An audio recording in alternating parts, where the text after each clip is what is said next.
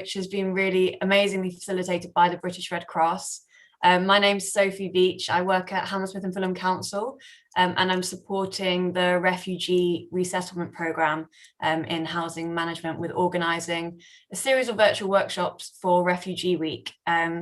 So this afternoon session is focusing on the Voices Network and the work that they do. So I'll hand over to Charlu to introduce herself, and then we can get going. Hi, good afternoon, everyone. So my name is Charlu, and I'm the Voices Participation Officer. So this afternoon session.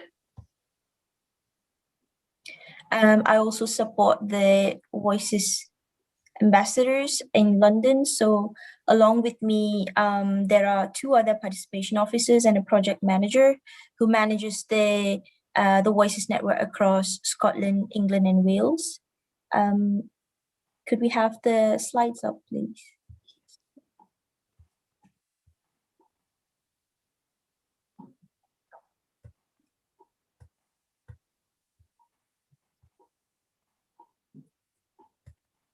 Is that working okay? Yes, it's working fine. Thank you. Right. So, so could we move on to the next slide and play a video for everyone to see?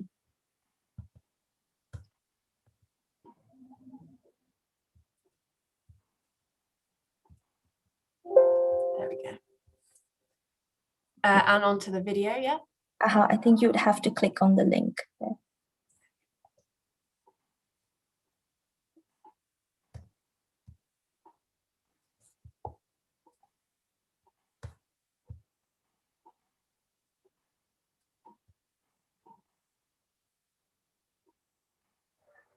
Mind. Can you hear the sound? Is it? Yes. Because we feel we have no voice. We just ordinary people labeled as refugees, asylum seekers, migrants all across the UK. But we think it's time now for us to speak out and be our own ambassadors. We are here to tell you why no one leaves home, unless home is the mouth of a shark. We are the Voices Network. It is not easy to arrive in a new country, to survive and £5 a day, to be looked out for unfair education, to be separated from the people we love. Try and start all over again in an unfamiliar land. So we are raising our voices to show that really we are just like you. We want to work and give back, to make change, to learn and be free. Our stories should be heard and not told for us. We speak as experts by experience. Why not work with us? When you're designing your policies, shaping your new stories, and improving your services. We are supported by the British Red Cross, but we do not represent any organizations. We are independent. We control our identity and our anonymity. We are the Voices Ambassadors. We are ready. Are you? That's great, thank you. So if we move on to the next slide, the Voices Network aims to change people's mind through engaging with the media and communities, to change policies through engaging in advocacy with decision makers, and also to change practice through co-producing services and strategies with the British Red Cross. So the Voices Network is a collective of people with lived experience of the refugee and asylum system in the UK. So members of the Voices Network are known as experts by experience. So they are people who are happy to share their experience to make a positive change. Maybe we can go to the next slide. Yeah, thank you. So in terms of changing mind, we engage with the media to challenge the stigma and the incorrect representation of refugees and people seeking asylum in the media. So we can give to promote more understanding of the refugee issues. One of the example is a video made by our ambassador Mada to document the life under lockdown with her 2 young children. Maybe if we click on that link, we'll be able to watch the video.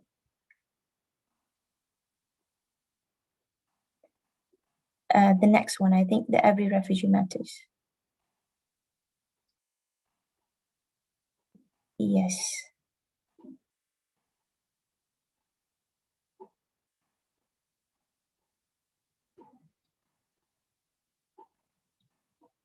There's no sound, actually.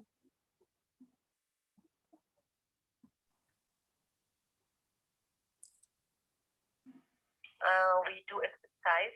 Yes, it's good. It's important Okay. to have exercise. Apologies, I'll go back to the beginning. Kids normally have energy. They need to jump and play and go out. We play cards. Oh no. We do exercise because it's important to have exercise for your breathing. And we cook. Yeah, my boy made a cake. It was horrible, but we eat it anyway. They are not worried. I'm so calm down person. So I talked with my kids. I said, don't listen what you read or what you hear. It's just a virus. But if that's happened, it's not a big deal. It will be okay. Because if they scared and they have it, it will be worse. If they see no, it's okay, they will be more strong with it.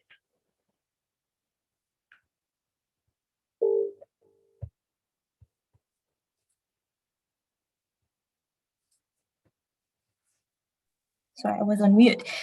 Right, so that was a video just to create awareness that lockdown life is basically the type of life asylum seekers face in their entire asylum claim. So that really created the awareness to people that the struggles of the asylum seekers.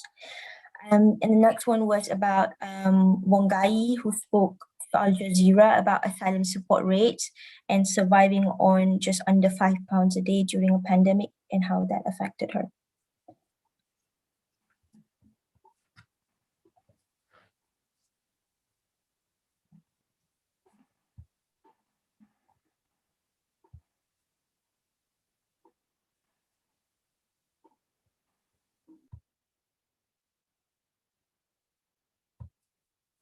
Wangai used to be a senior banker in Zimbabwe, but when the coup happened 3 years ago, her connections put her life at risk. She was forced to flee the country with her children and claimed asylum in England. She now lives in a small flat, isn't allowed to work, and is provided with the equivalent of $43 a week to feed and clothe herself and her kids. That money is not enough to buy clothes. It's not enough it can be enough maybe to buy food, but it's also difficult for you to meet other needs like buying clothes. It's difficult for us to top up. It's difficult for us to pay for internet. You need to choose. Wangai's experiences are the norm for asylum seekers in Britain. Recently, we met up with Bini, an Eritrean who delivers food to refugees in the northern town of Middlesbrough. He told us he'd found a woman who hadn't eaten for 17 days and was on the point of starving to death. When you are over the age of 70, you have been confined into a 4x4 meters wall, sharing a house with another 3 people from different cultures and nationalities. On top of that, you have got arthritis, health conditions, diabetes, and all sorts of things. You need someone to talk to you because that has a great impact into your mental health. Opposition politicians have been pressing the government to increase the weekly amount of money asylum seekers get during the lockdown. And last week, there was a rise of the equivalent of about $3 a week. The government justified it on the ground that it's above the inflation rate, though in reality, it barely makes a difference. Many people now are having to wait for several months, if not years, for a decision on their asylum application. And so could be living on what is now £39.60 a week for a long time, and the impact of that over time, and just how hard it can be for people not to be able to save up, to afford to buy clothes for the winter, or to replace basic cooking utensils, really adds up over time, and we don't think that's something which the government has ever really taken into consideration. Asylum seekers aren't alone. The government recently did a U-turn over the provision of food to children from the poorest families in the country, whose parents have told us they had to choose routinely between feeding their children or feeding themselves. Since all this began, the Johnson administration has made a great deal out of being able to magic up hundreds of billions to give to workers who cannot do their jobs, effectively paying them to stay at home. The total cost of giving asylum seekers some money for a few basic necessities is, by comparison, very small indeed. But clearly these things are not about morality, but about political will. Lawrence Lee, Al Jazeera, Downing Street in London. Yeah, so we see that when experts by experience share their lived experience in their own words, that creates more impact as to someone speaking for them, they speak for themselves. And the next video is about Yasmin, who is the Voiceless Ambassadors in Wales. She produced a video with the partners in the Families Together campaign and Amnesty International to speak about the impact of family separation on her health and on a family's mental health.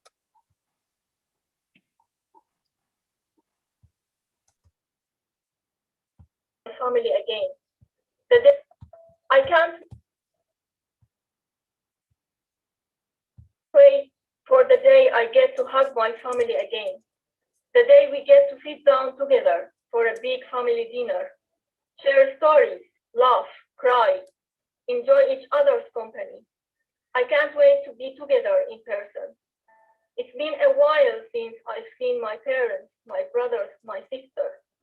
I miss them so much. For so many of us, lockdown has meant separation from our loved ones. For me, it's been a lot longer. I have been apart from my family for exact 3 years. I had to leave home because of the civil war in Syria.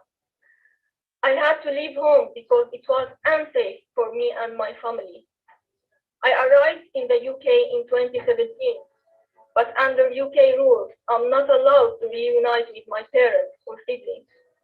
I've had to adjust to a new life without the people I love most and face a future without them. This doesn't need to be the case. The UK government has the power to change this. As lockdown eases and we begin to rebuild our lives, I, like so many of you, look forward to the day when I can hug my family again.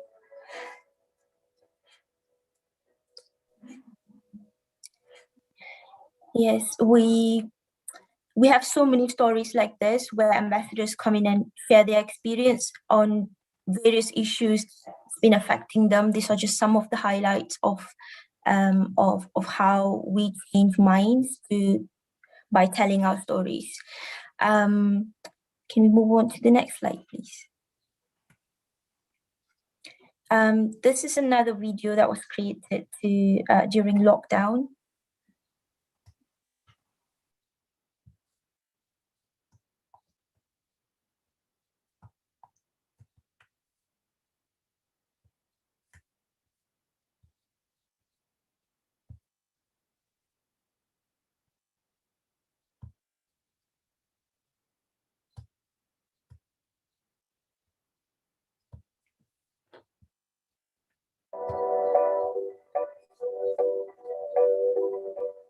We may be facing the same storm, but we are not in the same boat. how can we self-isolate in shared accommodation? With no Wi-Fi, how can we find the latest information to keep ourselves safe? How can we check on our family if we don't know where they are? Our support payments haven't increased like universal credit cards. We have to choose between spending £5 a day on either food or phone data. So when your lockdown ends, remember, ours will still carry on.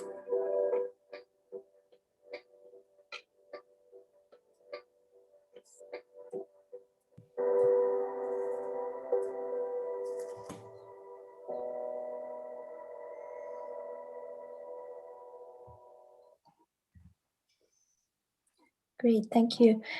So in terms of changing policies, we've done some activities over the last 2 years. And one of it is to really fight for the right to work for asylum seekers.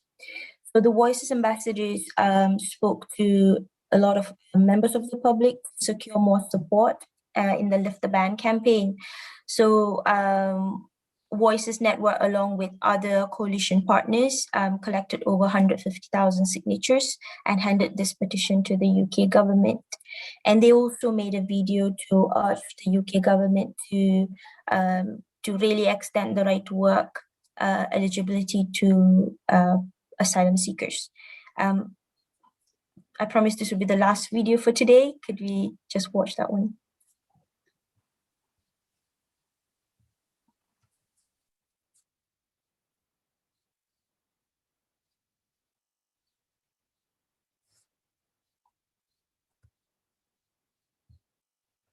People seeking safety in our country are banned from working. I was a medical doctor in Venezuela. I was a lecturer, HR and admin department. A job in a care home. Head of operation and human resources. I used to be a teacher. Instead, they are left to live on just £5.39 per day, struggling to support themselves and their families, whilst the government wastes the talents of thousands of people. As we are seeing an increase in people brought to destitution having to use food banks because the asylum process is forcing them into destitution by not allowing them to work. But when I came in here, I could not work. So I had to stay on a £5 a day. It's really hard because I'm still currently in the asylum process. If you have to buy probably tampons, then you have to skip meal for the day. I find myself like I'm in a hole where I have not seen any light or anything. Like my hands are tied, everything is tight. Situation which I can't be in anymore. I got to get out of because I got a lot to give, what I'm saying? The Lift the Ban Coalition is working to change this. Together, we believe that we can lift the ban and ensure that people seeking safety in the UK have the right to work. Asylum seekers are desperate to work. They come here with skills. They come here with all sorts of gifts and they're just not able to use them at the moment. My job, it was my hobby, to be honest. I like my job so much and I feel relaxed and happy when I worked. Wake up in the morning, go to work, come back, get paid, pay my rent, help my family out. During that time was one of my happiest times because I really love dealing with people. My proudest achievements as a teacher was to see my pupils go to the next grade. I teach French as well, of course, but as a teacher, there is a lot of lessons and message we deliver to our students to be good people, to have good personality. It's a win-win situation. If you give me that opportunity, I'd be paying tax at the same time. I'd be doing everything like a normal person. People who have risked everything to find safety should have the best chance of contributing to our society and integrating it.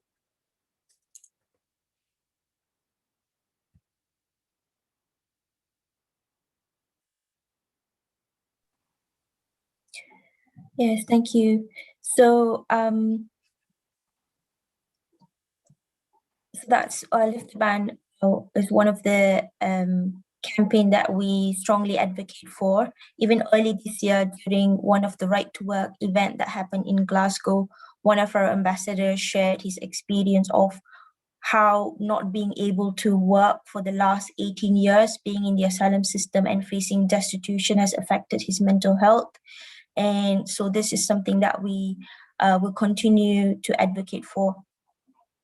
And in February last year, Voiceless Ambassadors successfully campaigned to extend the voting rights for refugees in Scotland as part of the Enfranchisement and Representation Bill. And we've also nominated for the Scottish Charity Award. So in terms of the Lift the Ban campaign, the Right to Work, again, we've been writing letters to MPs and meeting with MPs, and we've also been speaking at Westminster parliamentary events, and also encouraging the members of public to sign in the petition. And in terms of working with Lift the Ban coalition partners, if we move on to the next slide, please. There were 12 ambassadors across England and Wales. We took part in the Lift the Ban coalition gathering, which happened last year. So there are over 250 organizations in this coalition to fight for the right to work. So the outcome is that last year, the Lift the Ban petition was delivered to the Home Office in October 2020 with over 180,000 signatures. And as of now, the Carol Monaghan MP, who we have been engaging with during the even during the Refugee Week event last year in Scotland, she has put forward a bill in Parliament to introduce the right to work for people seeking asylum. And we've also been working with the Red Cross, Safer Women in Migration conferences, which raises awareness about domestic abuse. So this is a way to help empower women to know their rights and in ways that they can get support as well. The next slide, please. So this is one of the most successful events that we've had early last year. So that involved 32 MPs and 25 Voiceless Ambassadors, MPs from all different political parties, including the former Labour leader, Jeremy Corbyn, who came to listen to Voiceless Ambassadors. So right after the event, there were many MPs who posted on social media, raising awareness and offering support to the Voices Network.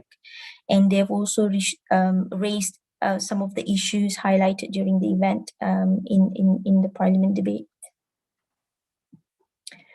And the next slide, please. And Voices has been also participating in this cultural event with the Amnesty International. This was held in London last year as well, prior to lockdown. And there were 40 Voices ambassadors, and we gathered support from the members of the public. There were beautiful photography exhibition going on, just depicting the lives of asylum seekers. And that was a real, a beautiful public event where we were able to really gather support from the members of the public to work with us to continue raising issues and just to create more awareness. So what we've been doing this year is we have in terms of the UK government's new plan for immigration, we've made some powerful recommendations by feeding into the consultation response. And we have also laid out the Voices Network's vision for a fairer and more compassionate asylum system. So more details of our consultation response can be found in our Voices blog. I'll post the link here. And yes, it's available for everyone to read through it. And we've also produced an asylum accommodation report. So this case study has been used as evidence by MPs to even raise issues at the during parliamentary debate when they specifically speak about the poor housing conditions of asylum seekers. And we are releasing our first Voices podcast. It's going to be available on all podcast platforms, including Spotify. So this will be released on the 17th of June this week in conjunction with the Refugee Week celebration. And in terms of international engagement, we have spoken at the Global Refugee Forum in the UNHCR in Geneva, and we have also spoken at some conferences in Brussels. We've really made that international presence as well to gather more support from similar organizations across different countries. So the next slide will be the impact of the Voices Network. So me being a Voices ambassador myself, for 2 years before I started my role in the Voices Network. I've truly seen the impact that it had made on me to really speak out my story and make me feel more powerful. So these are some of the words that Voices Ambassadors use to describe the impact that they have had while being engaged with the Voices Network. I can read one of it. The Voices Network has impacted me in so many ways. It has made me feel valued as an asylum seeker, and it has brought me back to life. I've gained so much confidence, and now I feel that I let my voice be heard for the voiceless among us. If we move on to the next slide, it will be really powerful to hear from someone who is a Voices Ambassador currently, and I will pass on to our Voices Ambassador, Maria, to share her experience with the Voices Network and also tell us about what life is in the UK. And over to you, Maria, when you're ready. Hello, everyone. Can you hear me? Yeah, hi, Maria. Yes, we can. So my name is Maria. I'm a Nigerian. I reside in London. I've been in UK since 2011. I'm one of the Voices Ambassadors. I joined the Voices Ambassadors in 2020, last year, during the lockdown. So far, I've been able to, in my spare time, I do write poems. I've written some poems like Give Me a Chance, Ask the Tree, and Quarantine. So since I joined the Voices Ambassadors last year, I've been able to go through some of the training that we had. I've been able to learn a lot, in fact. We've dealt with a podcast, how to present our issues to the public in a way, politely. I've joined the training that we had concerning the new regulation, the new laws that is coming into the system. And I've been able to give my feedback on what I feel that should be done, or how I feel that we should be included, the asylum seekers, or that our voice should be heard in making this new law. So as asylum seeker, first of all, I will appreciate the organizers of this program. I appreciate the fact that we are able to have something like Refugee Week, which is an avenue to appreciate us, the refugee asylum seekers, because, however, I feel is a good platform to lay our points and our voices being heard, because like where I'm coming from, we don't have such privilege. No one cares to know how you feel. So for people that gather us together to speak out, I do appreciate them. So, because this is when they will know what we are passing through. This is when our voice will be heard. All thanks to British Red Cross that has been supporting us, the voices. They've done a lot to refugees, and particularly to myself and my family. I appreciate them as well.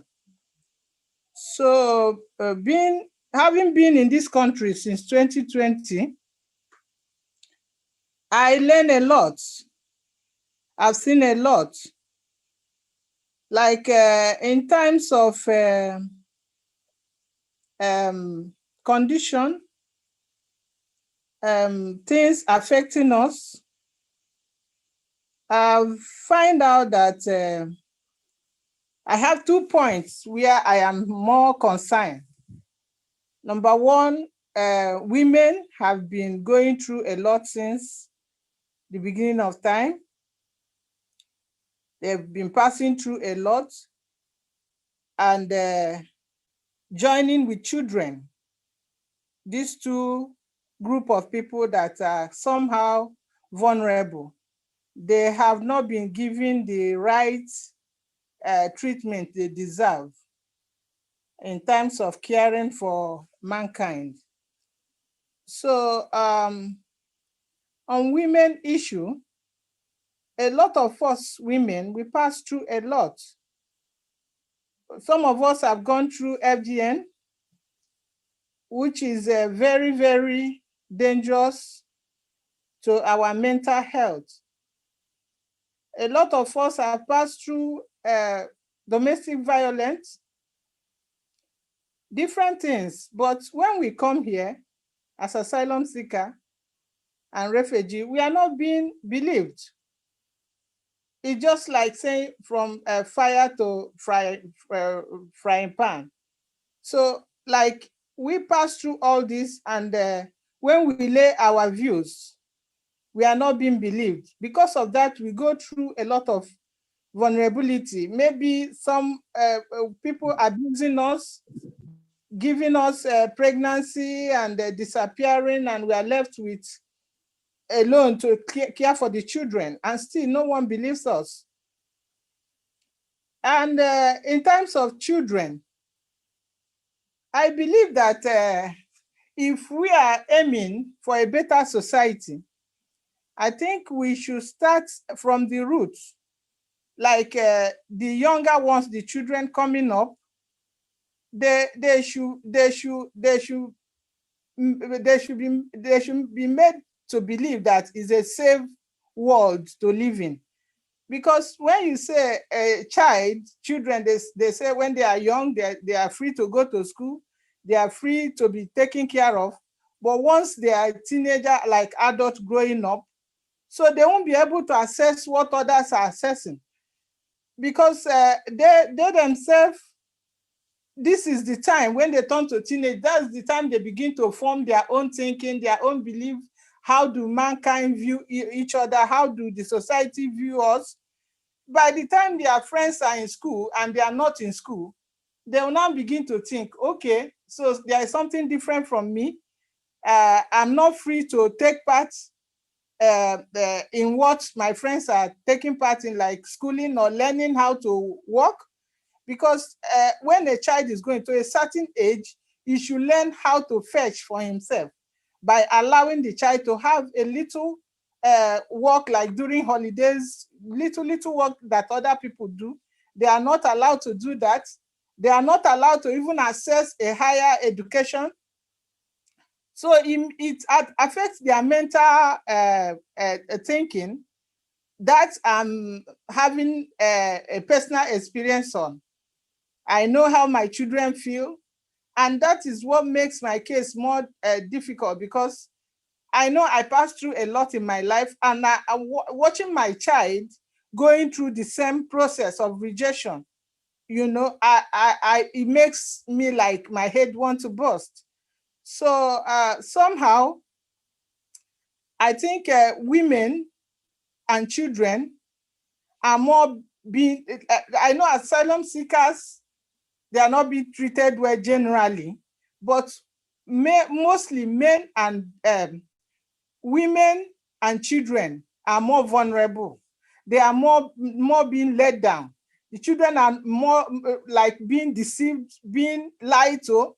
I'm accepted, I'm one of a citizen, I'm one of one like a human being like other children. But when it gets to the age of showing what makes you a human being, what makes you a real belonging to the society. You are denied of it. So it makes their case being more difficult, just like women's case. So far, I feel that children, when the asylum seeking involves children, it should be, they should listen more, because that is when we are forming the next generation society to come. What we impact in these children is what they will grow with. If you impact in them discrimination, hatred, they will start thinking in their memory that I'm different. Maybe let me look for what else to do to help myself, because the society cannot help me. So children are not supposed to be exposed to mental torture, because that time they were young, they go to primary school, they go to secondary, they are still young, but when they get to the extent that they are mad, they are getting like being a man or a woman, and every other thing is shut down on them. Their brain is still fragile, it's still forming, it's still trying to make themselves think who I am, or what is this world all about. So far I feel that children and women are being more left out, and they should be listened to. They should be given platform to be who they want to be. They should be given the platform to flow like other human beings. I believe that the society knows that the root cause of every problem is from the root. So when they are being sold a seed of rejection, they will not turn out to be the best. So if we want the best generation, if we want a best society, we should focus more on children and give priority to women with children, not to torture them. When a child goes to school and come back and you see the mother crying, what is the problem? Sometimes they can't hide it from the children. They have rejected me, they did not believe my story, and the child see what the mother is passing through. Is registering in the brain. So it's not making the child to form well as a good citizen of any society. So in this, my quest, I've written a poem which I say, give me a chance. So if you don't mind, I can recite my poem, because that is what I feel the society should do to the stages of asylum seeker children, being children, and their mom. So my poem is titled "The Agony of a Refugee Woman Striving to Survive with Her Children." It is all about survivor. So I state it like, life is good if we make it worth living. All I ask is a chance, because I've gone through a lot in one lifetime. And I say, give me a chance. I'm human, just like you. I'm human. So I found myself in a bad situation. I could not stand it. I could not change it. All I did is to run just to survive. Give me a chance. I'm human. I could not wait to see the end, because only the living can make a living. I could not wait to see my children triumph, because only children is the hope of future. What I mean by only the living can make a living is only when you are alive that you can make a living like every other human being. So that is why I decide to run for my life. And the children, I cannot see my children being in trouble. being in a bad situation, because the children are the hope of the future. That's why I say, give me a chance, I'm human. Only the living can run away. All I did is to run for my life. I don't consider it a crime. I run towards life and not towards death. Give me a chance, I'm a human. I have dreamed like other human. I work on my dream just like others. Just give me a chance to prove myself. Give me a chance, I'm human. Everyone in life is first a stranger. Rejecting a human makes them double stranger, and that can be like hell. Give me a chance, I'm human.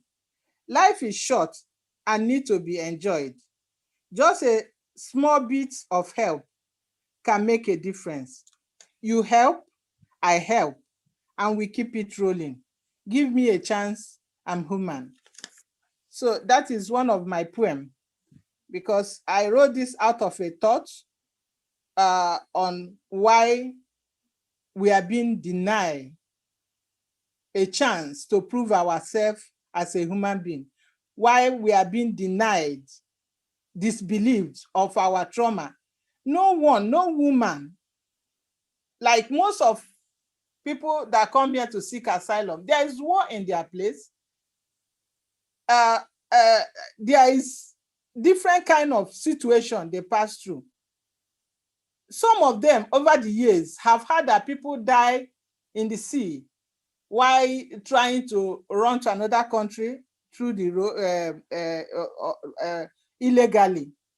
But before a woman will carry her child, before somebody, after hearing that, we enter the boat and say, I'm crossing to another place, I die or I live, there must be something chasing the person.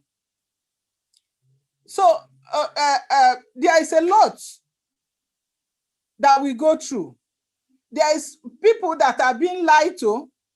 Come, I'll give you a job. They lure them to another country and they enslave them, make them a domestic animal. I treat them, some of them have this wound that they sustain from the abusers. And when they come here and they show those things done to them, they don't believe. Why disbelieving? Because as an adult, before you make a journey, you must have considered front and back. So before they embark in that journey, there is something really, really wrong somewhere.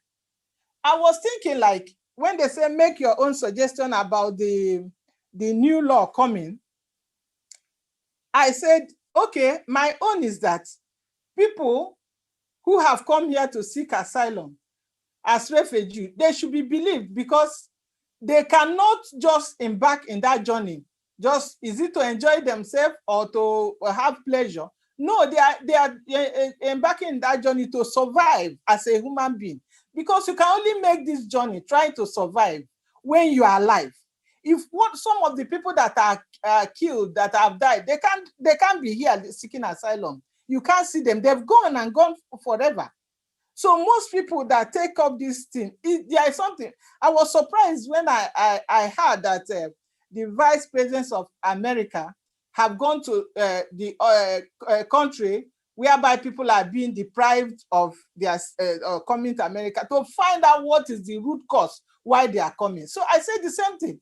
If you want to deal with this case, go there to the countries where all these things, find out why these people are embarking in this journey, because they are human beings. Otherwise, you believe them, because they cannot just come and say, I need help. Like in my center, I belong to Women for Women Refugees as well. In that center, I saw two women. Two women have lost their life in the process of this asylum seeking. One of them, you will see that woman is really in torture. All her body, all her system have collapsed. Like she cannot, she bites her mouth, she's not steady. Like when you look at her, you can even be frightened. So this is the woman that go, and people who are civilized and know what it means for human being to be given, to be regarded, they will see this woman and still deny her of a place to make her life better, at least to make her health better. She died. I see another woman too, that 2 women I know personally, they have given their life in this struggle. Their life has gone. Because when they are telling their problem, they won't believe them. But one time it will happen that they cannot survive. They give up. But still, they don't believe others. Like this lockdown has done a lot to us. I have a friend also that have a serious health issue. She told me how it was horrible for her. I myself, I have my own situation, which is caused by my case and my issues in life and what I'm passing through. I know what it is, trauma. I know what it is. So this lady told me that I should thank God for her, that she didn't know she will survive this up till now. She have to cover, wear face mask, even in the kitchen. She have to wash her hand 100 times, that her hands are peeled, her hands is no longer okay. Still in this condition, she has not gotten her stay as well. She's been allowed to share accommodation with others. So this situation makes her case worse because she's trying all means to shield herself from this trauma. So far, I believe that women and their children should be given consideration because because of what they have passed through and what they are passing through. Thank you so much.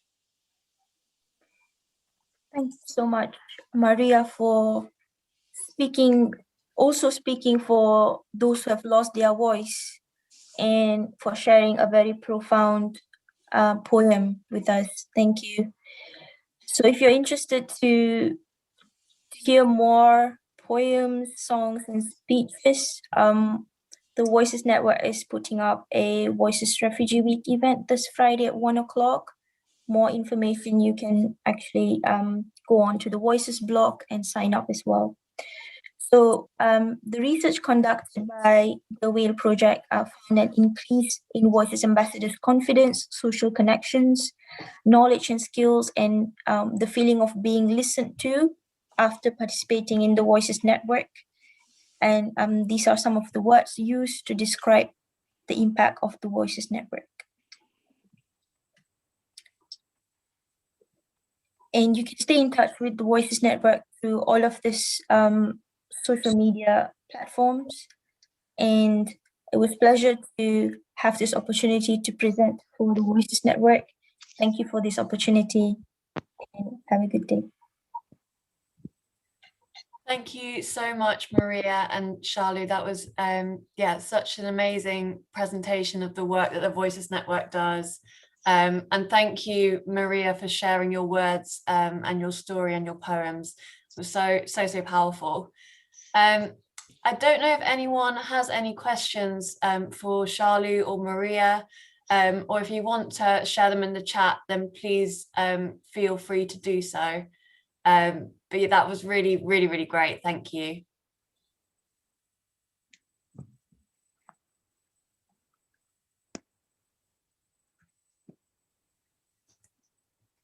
If no one else has any questions, I just have a question that, Mahi, you read my mind. For those who are kind of tuning in who are refugees and asylum seekers in Hammersmith and Fulham or in neighbouring areas and see this presentation and are interested in getting involved, how can they become involved in the network? Yeah, good question. So you can get in touch with us. Let me just put up the way how you can get in touch with us. So you can drop us an email at voices@redcross.org.uk and one of us will contact you. or you can drop us a message on Twitter, and we're on Instagram as well, but the best way would be email or Twitter. Great, thank you. That's so helpful.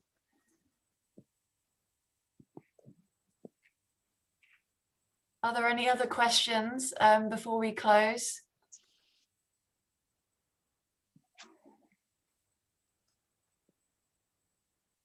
If anyone thinks of any questions later on, then please do get in touch with either kind of the Voices or with Hammersmith and Fulham, and we'll make sure that your question is replied to. But yeah, thank you again to Shalu and to Maria for joining us today, and for sharing the wonderful work that the Voices Network does. And thank you to Isaac and the British Red Cross for helping to facilitate this. But yeah, enjoy the sun, everyone. And yeah, thank you for joining us. If you do want to listen back, if you go onto the Hammersmith and Fulham YouTube channel, we have been recording the session. And our website also gives some more details of events that we're running throughout the week to mark Refugee Week. But thank you very much for joining us, everyone.